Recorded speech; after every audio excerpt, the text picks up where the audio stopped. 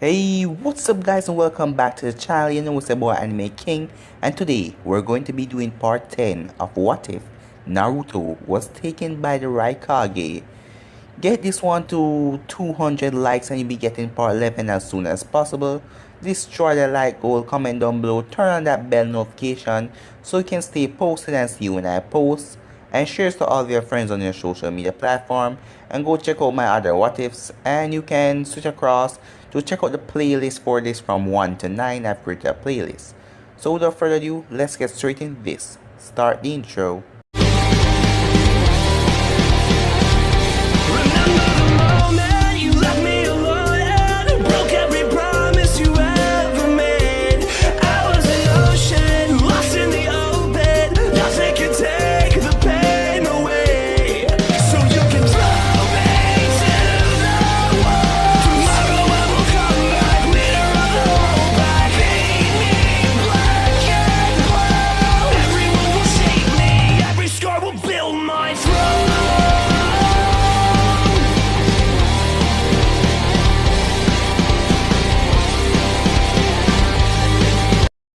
So, the last time we left off, Naruto and his team went into the tuning exam and they passed the written part, and then the proctor for the next exam was Anko, and it's time for them to do the Forest of Death thing. And they went in there and they faced off against the South Village. The South Village was pretty easy because Naruto set a trap for them and Naruto and his teammates tied them up. And Naruto told them that he will leave a note so if other enemies come, they will know not to harm them. And Naruto and his team got up and started to walk away. So let's get right in this part. Before Naruto and his team could walk away, Kin, the only female on the Sound team, yelled, "Wait! What is it?" Naruto turned and asked. "You can leave these two here, but take me with you. I'll make it worth your while," she said. "What? Are you saying what I think you're saying?" "Yes, please take me with you. I will do whatever you want," she said to Naruto. "I'm flattered, but hell no, I already have eyes for another girl, and she's a lot cuter than you. She's a hell of a lot nicer too. So, thanks for the offer, but no." Naruto and his team jumped away, leaving the girl. "Wow, I knew you suck at seduction, but that was just sad," Zaku said, while chuckling at his own teammate, even though the three of them are tied up. "Shut up," she said. "My seduction technique was amazing. He was obviously gay. Just wait, if we get discovered by another team, I will have them eaten out of my palms." Skipping to Naruto, while him and his team are jumping through the trees, Karu is surprised that Naruto didn't take that girl's offer. She said she's really proud of him. She wasn't used to giving anyone praise, especially Naruto. "Even if I didn't have eyes for another girl, I knew you would make a big fuss and try to kick my ass if I said yes. Besides, I could tell that she was lying. She was gonna run away if I let her go. But still, the old Naruto would have least consider it. Maybe that girl is a positive influence on you. That girl have a name, you know. Oh, you're right, I'm sorry. So, you will stop busting my balls about Hinata, right? Well, Naruto, someone has to bust your balls about her when Sensei is not around. Speaking of Sensei, she must be having some fun with Iruka right now." God damn it, Naruto. Surprisingly, Naruto was very wrong. Yujito and Iruka was dealing with their first hiccup in their relationship. At the hotel with Yujito and Iruka, Yujito asked Iruka, "I cannot believe you're finished already." Yujito said with a hint of disappointment. "I couldn't help myself," Iruka said. "You're just so damn good. I thought after all this time you will last longer and maybe be better," Yujito said. "But you keep losing and going faster and faster." "I'm sorry, Yujito. I always thought I was really good at this, but it seems I'm really bad."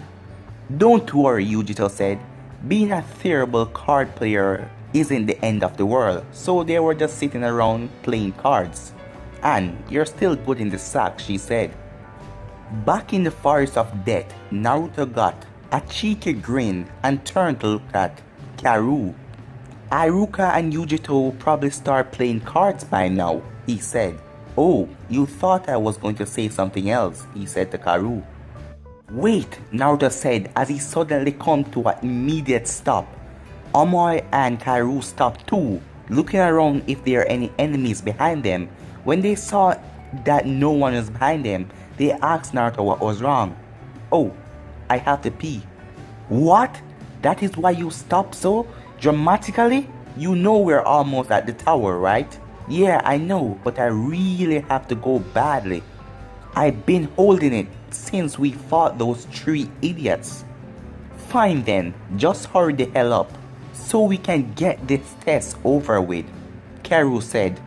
I will be right back. Naruto tried to run behind a nearby tree, but Karu and Amoy grabbed him by the collar and pulled him back. Are you stupid? Be in front of us so we can watch your back if any enemies try to attack you.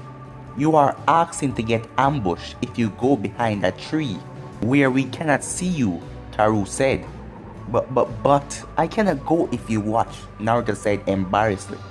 Besides, I can sense that there isn't anyone nearby. There aren't any people. What about animals? Amoy said. God damn it, Naruto said as he thought about it.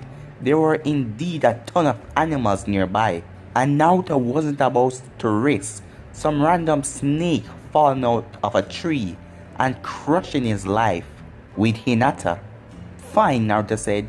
Just please don't stare at me, you two. Naruto walked up to a nearby tree, and looking at Amoy and Karu, he was really embarrassed. He stood there for a few seconds, mumbling about waterfalls and powerful streams, and then he finally went. After finishing, he zipped his zip back up and went off to the tower with his team. While Naruto and his team was on his way to the tower, Hinata and her team had already arrived and made themselves at home.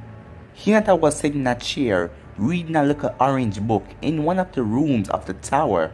She was told by a ninja stationed there that this room was for socializing with your teammates. But the only other team at the tower was the Sand team, who kept to a room by themselves. So, Kiba was off with Akamaru and Shino was out collecting rare bugs. So Hinata thought that this was the best time to take a look and read this special book she haven't read in a long time. So with the both of them gone and she in a separate room, that left her alone with her favorite book. She haven't had time to read it because her little sister was always home bothering her. At this very moment, she was reading into a dirty part of the book. So deep in fact that she didn't notice someone walking up right behind her. Oh, I've done that before. Guys go crazy for that, Anko said as she read the book over Hinata's shoulder. Hinata screamed as she jumped out of her seat to turn around to face Anko behind her. Oh, so you're a Kuronai student, Anko said. Hinata still flustered after Anko seen her book. How do you know my sensei? Oh, she and I have been best friends since the academy. She asked me to keep an eye on you.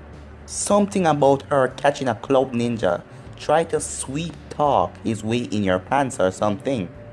I wasn't really paying attention at the time on the account of eating some dangos.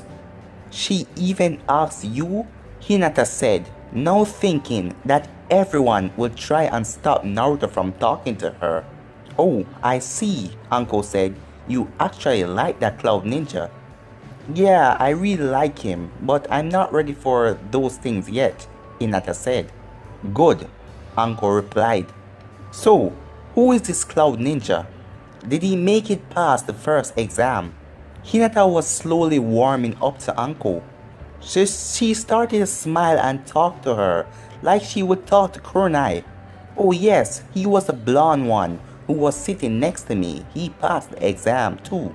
You mean the one who couldn't take his eyes off my chest? Hinata hung her head down in shame. Yes, the very same one. Come to think of it, he wasn't the only one. You were eyeballing my chest too. Do you like them? Uncle asked Hinata. What? The stutter was back. Hinata wasn't comfortable to talk about these things with Uncle. Oh, Uncle asked her one more time, do you like boys and girls? Hinata's face turned red than it's never been before. Hinata fell to the ground after Uncle asking her all sorts of questions. She fainted. Damn, I wasn't expecting that. I guess we just have to work on that later. Uncle flung Hinata over her shoulder and walked off. As soon as she walked off, Shino walked around the corner, overhearing all of this, and he was red to the point too. Kurenai Sensei has really strange friends, he thought. Then he pulled out a jar full of bugs and started to search the room for more. He then heard some loud mouths start yelling from outside of the tower, but he ignored whoever it was because he was busy scooping up a blue beetle that he had found hiding under the chair that Hinata was just sitting on. Finally, we have arrived, Naruto yelled in excitement as his team walked up to the door of the tower. Shut the hell up, someone said from inside of the tower. Who the hell just said that? A window opened up to reveal Kankuro. There are people sleeping up there, you idiot. Oh, sorry miss, Naruto replied. I will let you get your beauty sleep. You really need it. Kankuro growled as he shut the window and shut the blinds. You're making friends all over the place today, aren't you, Naruto? Amai joked. Can we please just hurry up and pass this goddamn test already? Karu said, really angrily. The three walked through the door and was greeted by a man who took their scrolls and escorted them through the tower to their rooms. They all walked in and sat down on their beds and started to talk. So, we are early. We have 4 days to sit here and wait for the rest of those slowpoke teams. But I vote we spend the time relaxing, Karu said, as she hoped to persuade Naruto to stop the training for a while and relax, because Naruto was kind of obsessed with training. I agree, Amoy said, also hoping for some downtime. You guys are lightweights. Fine, I will take it easy too, Naruto said, a little disappointed. Naruto? Karu asked. What's up, he said. Why are you still here? Don't you have someone you wanted to talk to? Oh, she's sleeping right now. I will go see her when she's awake. Oh, hey Naruto, what's up? Uncle said, as Hinata woke immediately. She screamed as she looked around and took a look around and saw Uncle laughing her ass off, standing by a nearby bathtub holding a bucket. Hinata immediately pieced together what happened when she fainted. That is not funny, Miss Uncle, Hinata said in the angriest voice she could mutter up. You're right, it's not funny, it's hilarious, Uncle said while keep laughing. I am going back to my room now, Hinata said in an angry tone as she turned to go ahead and leave. You may want to reconsider that, unless you want everyone in this tower to think you take your bath with clothes on, Uncle responded in a smart-ass tone. Hinata looked down and realized that her clothes were soaking wet from the water that Uncle poured on her. She was so mad she hadn't even noticed. Follow me, I have some clothes for you, Uncle said with an innocent smile. Hinata, while weary of Uncle, followed her out of the bathroom and in a bedroom that Hinata can only assume that was Uncle's, as long as she was the proctor for the exam. Uncle walked into her closet and pulled out a pair of black shorts and a matching shirt that looked to be her size. Here, go ahead and try these on, Uncle said as she tossed the clothes to Hinata. Hinata caught them and walked into the bathroom to change. Miss Uncle, why do you have clothes in my size? Hinata said as she walked out.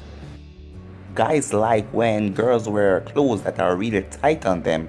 Hinata just responded with a oh. Oh, by the way, before you leave, I got to tell you, that blonde kid, Naruto, he just arrived a couple of minutes ago. What? He's here? Hinata said. in a very flustered voice. Hinata ran in the bathroom and put on the clothes quickly as she can, and she looked in the mirror at herself for a good 5 minutes to see if she looked okay. And the clothes looked nicely on her. Wow, Uncle said, you really got it bad for this guy. What is so great about him? Oh wait, let me guess, Uncle said. You use those fancy X-ray eyes things to see under his clothes or something. No, I don't do those things, and I wouldn't do that. Don't play dumb, Uncle said. You could check out any one package if you wanted to, right? I am leaving, Hinata said with a pout. She walked past Uncle out of the bathroom and towards the bedroom door. Then Uncle said, I sure you want to find him so you can use those X-ray eye things all day, right? Because you got to stay here for 4 days, you know that. Hinata didn't reply and she opened the door as calmly as she can and stepped out. Looked at Uncle for the last time and slammed the door behind her. Uncle said, oh, that was easy. I will get her out of her shell in no time. Now, let's go and check out that blonde idiot to make sure that he's no threat to her, Uncle said as she started to tail Hinata. Sooner or later, she knew that Naruto would show up, and she wanted to be there to make sure that his intentions were pure. Pure by Uncle's standards anyway. I will see you guys in a few minutes, Naruto said as he leaped off his bed to his feet. Amoy is already sleeping. He passed out not too long ago. Where are you going? Karu asked, looking up from her book she was reading. Where do you think I'm going?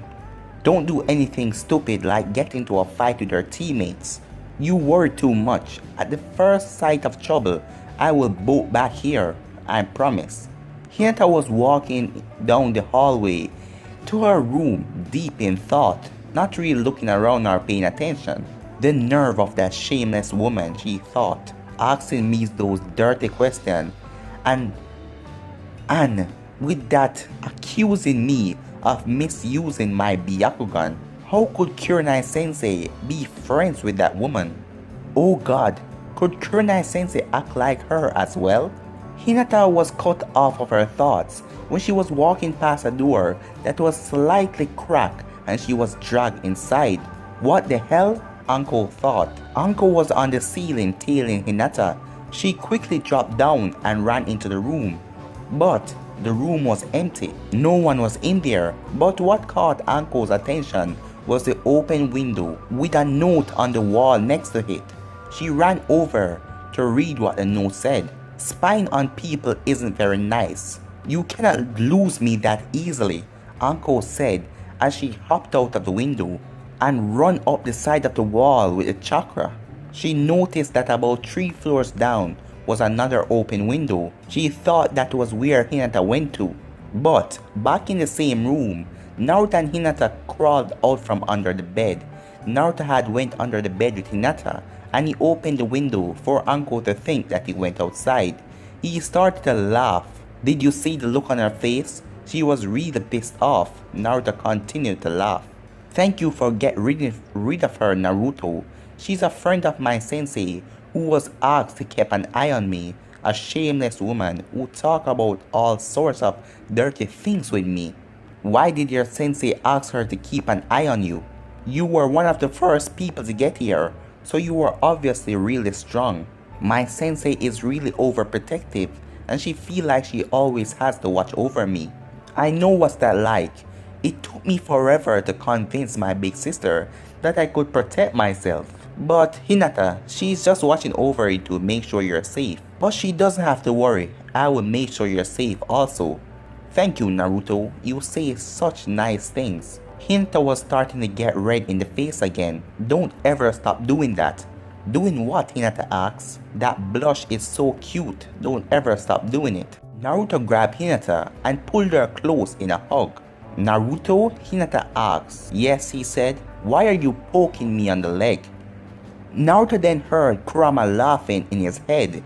Kurama laughing make it obvious what had happened. Kurama was the one who has done this. He has sent and poured chakra down there for that to happen.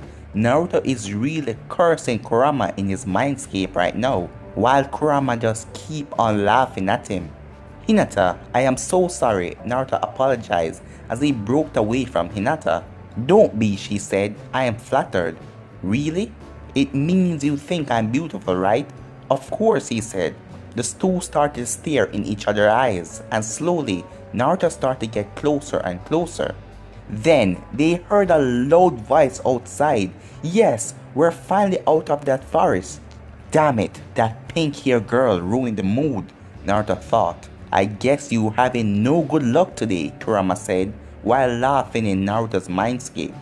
Kurama, please do me a favor. If I ever fall for a girl like that pink-haired one, please kill me. You got it, Kurama said. Meanwhile, in Hinata's mind, why? Why did you ruin the mood, Sakura? Anyway, I was wondering, Hinata, if you want to spend some more time together while we're stuck in this tower. Naruto finally broke the silence between the two of them. I would like that very much, but my teammates might get in the way. Don't worry about that, I can sense the presence of everyone in this tower. And I will play some pranks on them. What do you mean by that? Hinata asked. Don't worry, I won't hurt them. And it will make me and you get to spend some more time together when they are occupied. So for the next days, Naruto do lots of prank on almost everyone in the tower with stink bomb and lots of things. Even replacing Shino's bugs with stink beetles. Hinata was in on the pranks too. Naruto and Hinata pranked Sasuke and Sakura by switching the sign on the bathroom so Sakura would walk in on Sasuke using the bathroom. Sasuke and Sai stayed locked up in their rooms for the most part, so they didn't get pranks lots. When Neji arrived, Hinata stopped Naruto from pranking him because she didn't want to make Neji angry. They even pranked Ino by replacing all of her low-fat foods with foods that are really rich and fatty. Shikamaru didn't get any of the pranks because he was just laying around all day saying everything was a drag. Naruto didn't even bother to prank him. Naruto and Choji became fast friends when they woke up in the middle of the night and both went for a snack.